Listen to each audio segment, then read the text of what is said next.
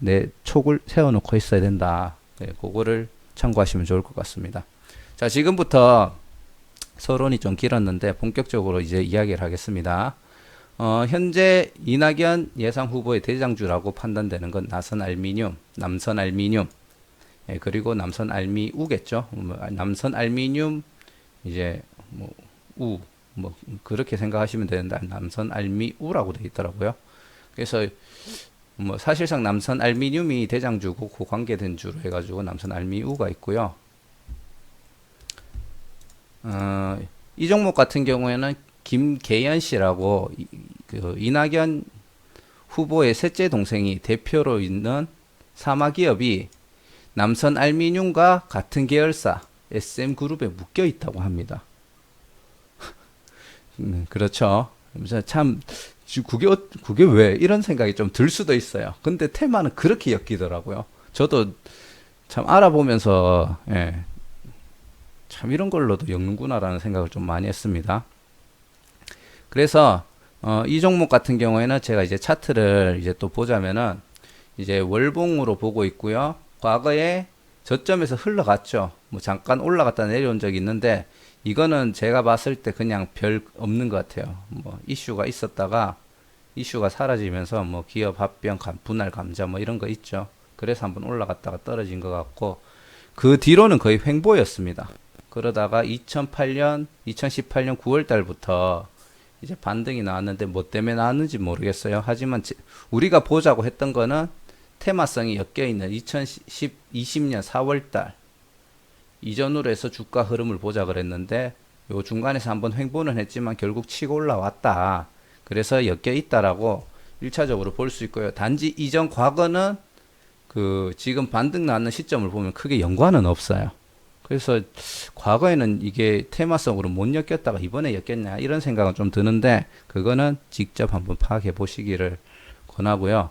근데 다 필요 없고 지금 대장주로 가장 많이 언급되는 만큼 지켜볼 가치는 있다는 겁니다. 그래서 남선 알미늄과 남선 알미우 요거 두 개를 보시면 돼요.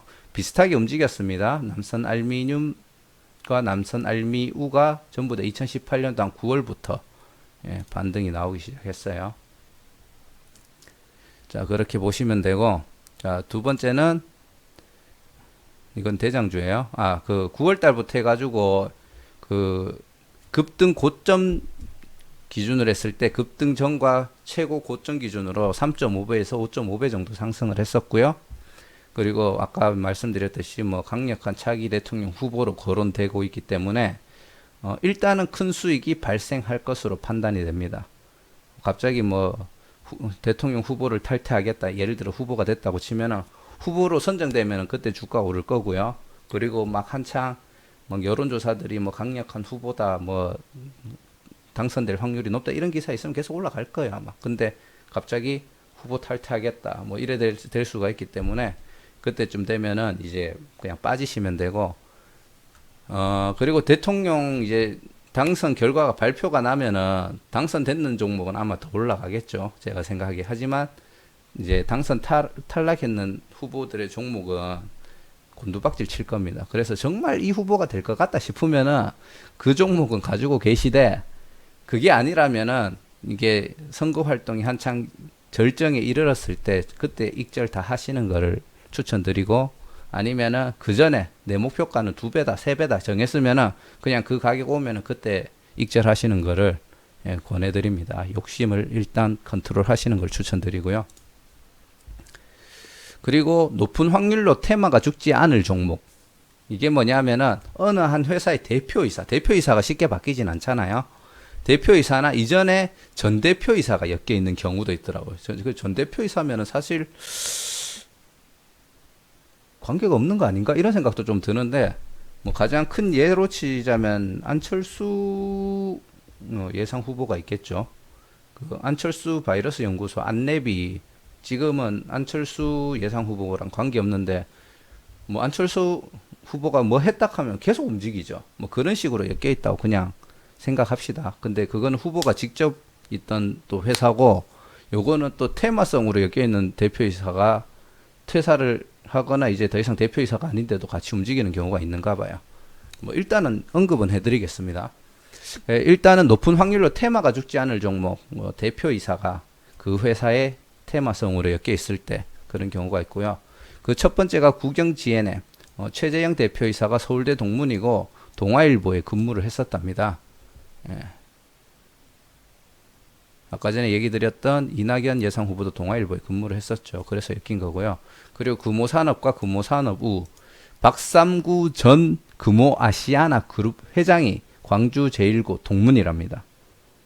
뭐 그렇답니다. 그리고 금호전기 박영구 회장이 광주 제1고 동문이라고 하고요. 남성 윤봉수 대표이사가 서울대 법대 동문이라고 합니다. 그리고 남아산업 남아토건 최재훈 대표이사가 광주 제1고 동문이라고 하네요. 자, 이 종목들도 한번 살펴볼게요.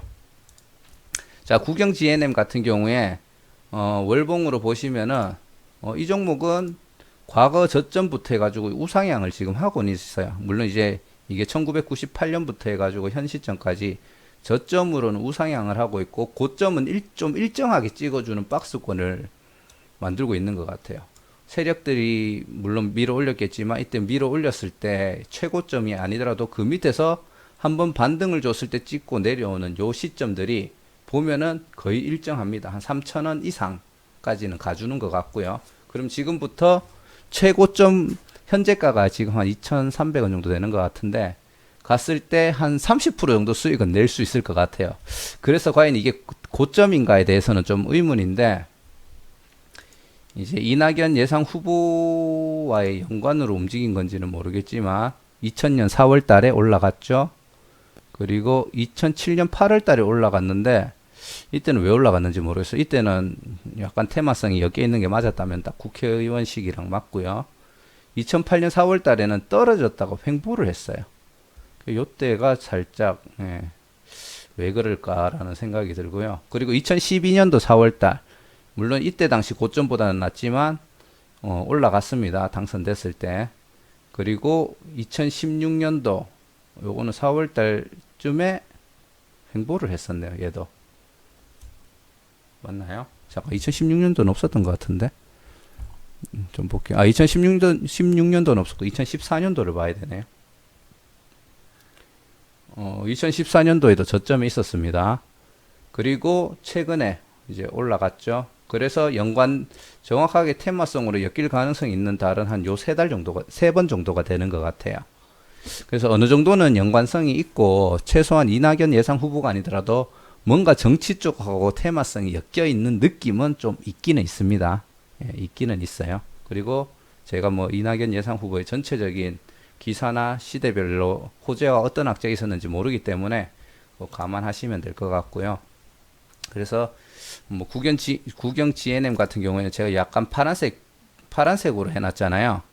요게 약간 그래도 연관성이 있지 않을까 싶은 종목이고요. 요 갈색은 없는 것 같다라는 얘기거든요. 왜 없는 것 같냐면은 일단 금호산업 같은 경우에는 그냥 최근에도 계속 흘러내렸어요. 그냥 아무 반응이 없습니다. 최소한 이낙연 예상 후보와 관계 있는 테마주라면은 이때는 뭔가 반등이 나왔어야 된다고 생각하는데 그냥 아무 반응이 없습니다. 물론 일봉으로 보면은 뭐 어떤지는 모르겠지만 이거는 제가 봤을 때는 별로 관계가 없다라는 판단이 들고요. 있었으면 최소한 여기서 한 번 정도는 이렇게 올라갔다 내려와야 된다고 생각하는데 금호산업은 그런 움직임이 전혀 없었고 금호산업 우 같은 경우는 뒤늦게 한번 이거는 그 우선 종목이 지금 좀 움직이고 있죠. 거기에 대한 그 이익을 좀 받았는 것 같고요. 전혀 지금 이낙연 후보와 테마성으로 엮여서 움직이는 흔적은 없는 것 같습니다. 최소한 2020년 4월 달쯤에는 있어야 된다고 보거든요.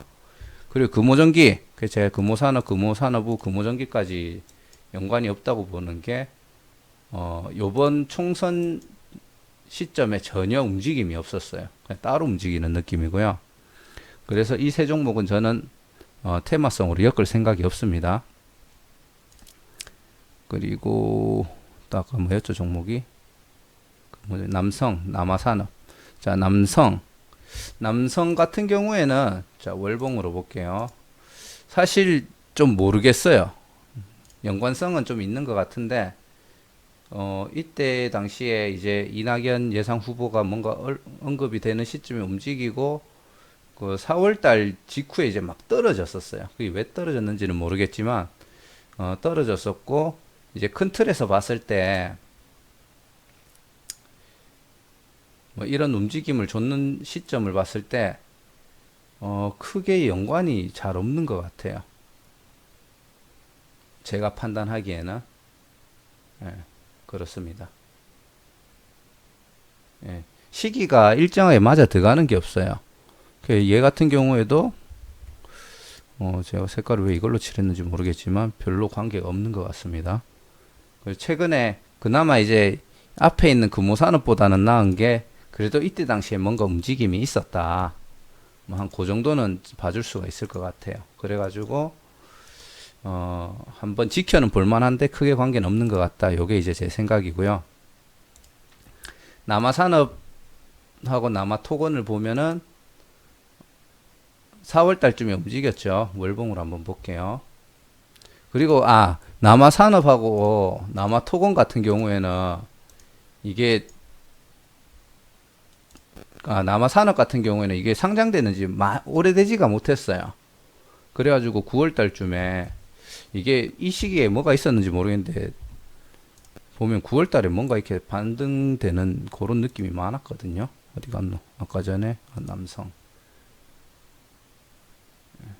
이것도 한 2019년 5월부터 한 9월 정도쯤에 반등 나왔잖아요. 이게 이낙연 예상 후보하고도 뭔가 연관이 있나 싶기도 그런 생각도 솔직히 조금 들긴 하는데 일단 저는 모르니까. 근데 남아산업도 9월 달쯤에 반등 주고 그 다음에 뭐 4월 달 전후로는 그냥 한번 올랐다 내려왔다 했기 때문에 이게 예상 후보랑 관계가 있어서 움직인 건지는 솔직하게 모르겠습니다. 근데 반등이 나왔고 선거 직전까지 뭔가 움직임이 있었고 그리고 이제 당선 이후에 이게 하락했다는 게 좀 찝찝하다는 거지 뭐 있을 수도 안 있겠나 이런 생각은 좀 하고 있고요. 그리고 만약에 연관성 있으면 얘는 갈 수 있는 종목이라고 판단을 합니다. 근데 들어갈 것 같지는 않아요. 제가 선택하는 종목에서는 이 종목을 들어갈 것 같지는 않습니다. 남아토건 또 매나 비슷한 맥락으로 한 9월달 10월달쯤 상승 나왔지만 막상 총선 시점에 이제 좀 약간 끌어올린 정도지 크게 연관성이 있을까 그런 생각이 좀 들긴 하는데 남아산업보다는 남아토건이 그래도 그 시점에 맞춰서 움직이는 느낌은 좀 있습니다. 보면은 이거 찍으면 잘 안 보이네요. 4월달 이전에 물론 이 하락은 전염병 때문에 떨어졌다고 보면 될 것 같고요. 한 10월 11월 달쯤에 반등을 줬고 하락했다가 총선에 맞춰가지고 반등을 한번 줬는 흔적은 있죠. 그리고 현재 반등했다 흘러내리는 그런 이제 모양새이기 때문에 얘는 그래도 조금 가능성이 있지 않을까 그런 생각은 좀 하고 있습니다. 아까 남아토건이 뭐였죠?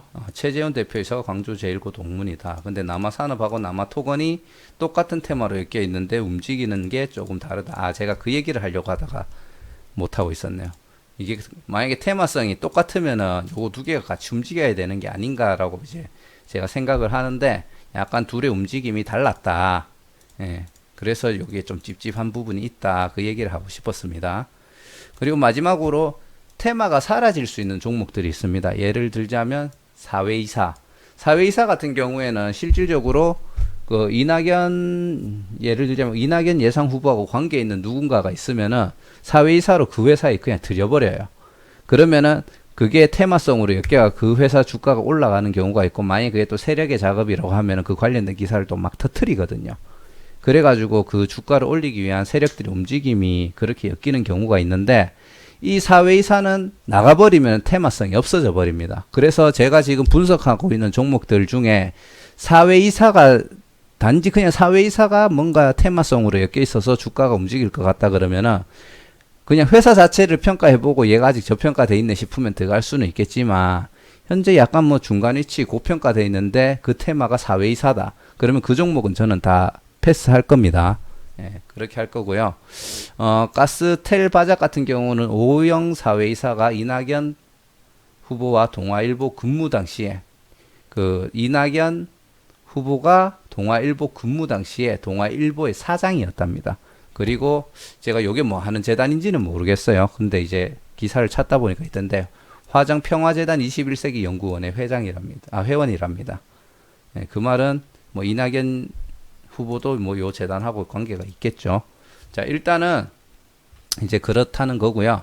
제가 모르겠습니다. 제가 지금 분석하려고 하는 방법이 얼마나 잘 이제 여러분들이 생각했을 때 괜찮은 방법이라고 판단될지는 모르겠지만 저도 주린이라는 것을 잊지 않으셨으면 좋겠어요. 단지 저는 이렇게 접근해서 이렇게 투자를 해볼 예정이라는 얘기니까 같이 공부해 가시는 분들 주린이라면은 한번 제 방식이 괜찮은지 아닌지에 대해서 한번 이제 이야기를 해주시면은 감사할 것 같고요. 만약 주식 투자 그 중에 정치 관련 테마에서 전문가라고 하시면은 요런 것도 같이 참고했으면 좋겠다라는 댓글을 남겨주시면 제가 그 내용 또 참고해가지고 영상 제작하는 할 수 있도록 하겠습니다. 자, 얘기하다 보니까 참 영상이 계속 길어지는 경향이 있습니다. 시간 조절을 잘 못해서 좀 죄송하고요. 그래도 최대한 좋은 내용 많이 만들 테니까 구독과 좋아요 그리고 알람 설정까지 해주시면 감사하겠습니다. 자, 오늘 또 영상 봐주셔서 감사합니다.